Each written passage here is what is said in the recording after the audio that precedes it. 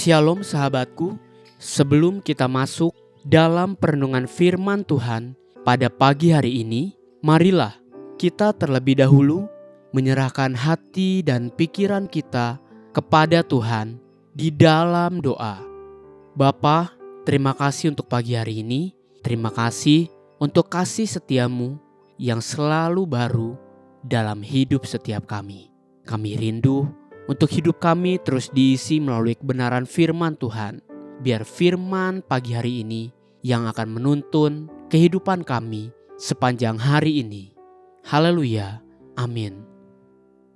Pagi hari ini kita akan merenungkan kebenaran firman Tuhan dengan tema tidak mengambil keputusan adalah sebuah keputusan. Sebuah tema yang mengajak kita untuk belajar rendah hati dengan memeriksa kembali sikap hati kita di hadapan Tuhan. Mari kita buka Alkitab kita di dalam kitab Yohanes 19 ayatnya yang pertama. Demikian firman Tuhan. Lalu Pilatus mengambil Yesus dan menyuruh orang menyesah dia. Seorang profesor yang tidak mengenal Tuhan di sebuah universitas menantang para mahasiswanya dengan pertanyaan ini. Apakah Tuhan menciptakan segala yang ada? Seorang mahasiswa dengan berani menjawab, ya, Dia yang menciptakannya. Tuhan menciptakan segalanya? Tanya profesor itu. Ya Pak, jawab mahasiswa tersebut. Profesor itu menjawab, jika Tuhan menciptakan segalanya, maka Tuhan menciptakan kejahatan, karena kejahatan itu ada. Dan menurut prinsip ilmu filosofi, bahwa karya kita mendefinisikan siapa kita, maka Tuhan itu jahat.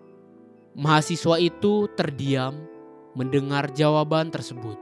Mahasiswa itu berdiri dan bertanya, Profesor, apakah kegelapan itu ada? Profesor itu menjawab, tentu saja ada. Mahasiswa itu membalas, maaf, sesungguhnya Anda salah. Kegelapan itu tidak ada. Kegelapan pada kenyataannya adalah ketiadaan cahaya. Cahaya bisa kita pelajari, tetapi tidak dengan kegelapan. Faktanya, kita bisa menggunakan prisma Newton untuk menguraikan cahaya putih menjadi berbagai warna dan mempelajari panjang gelombang dari masing-masing warna. Anda tidak bisa mengukur kegelapan. Seberkas cahaya sederhana dapat menembus dunia kegelapan dan meneranginya. Bagaimana Anda bisa tahu seberapa gelap suatu ruangan? Anda mengukur jumlah cahaya yang ada. Bukankah begitu? Kegelapan adalah istilah yang digunakan manusia untuk menggambarkan apa yang terjadi ketika tidak ada cahaya.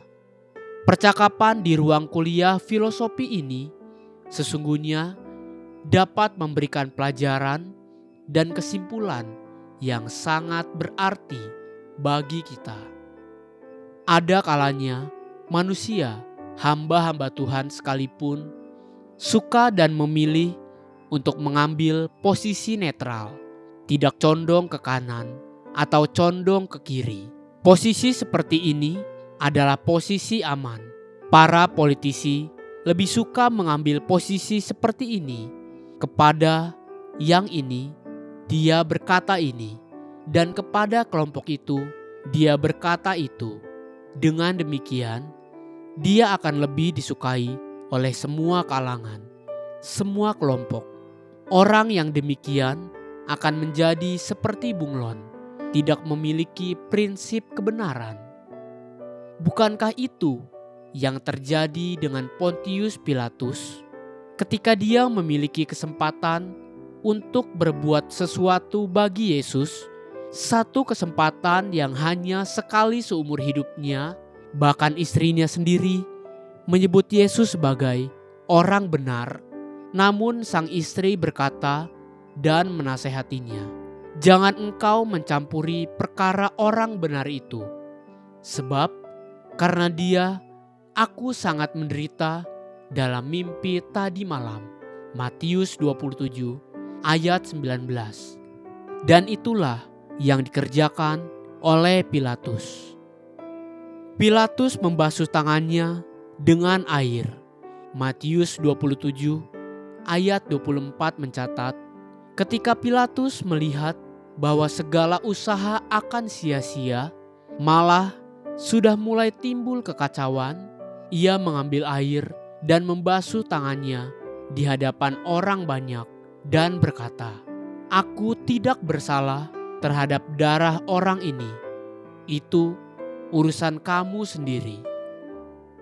Inilah yang sering kali dikerjakan oleh orang-orang yang sekalipun tahu kebenaran, namun karena kebenaran itu mengandung resiko, akan lebih nyaman untuk bermain cantik, bermain di area netral, menyatakan dosa sebagai sebuah kekilafan, dan menyatakan kebenaran sebagai pandangan pribadi masing-masing, bukan sebagai moral kompas yang tidak memihak siapapun. Benar, katakan benar, dan apabila salah, katakan salah. Bukankah demikian apa yang firman Tuhan katakan di Matius 5 ayat 37? Jika ya, hendaklah kamu katakan ya. Jika tidak, hendaklah kamu katakan tidak. Apa yang lebih daripada itu berasal dari si jahat.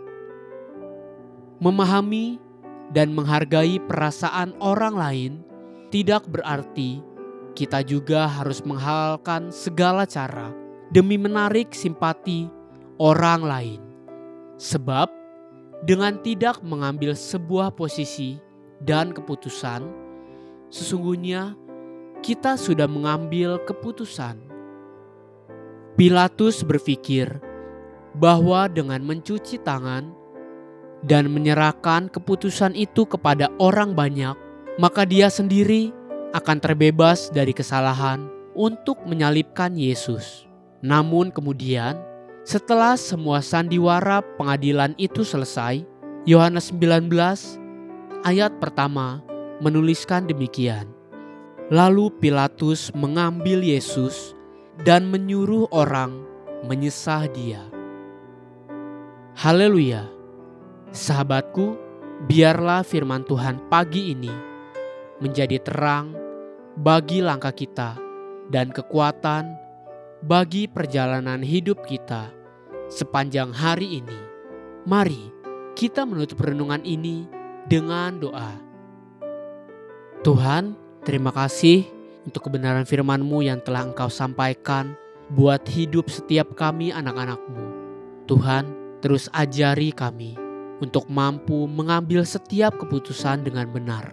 Ajari setiap kami memiliki hikmat yang daripada-Mu, sehingga kami tidak salah langkah dalam mengambil setiap keputusan yang ada di depan kami. Amin. Jesus loves you and so do I.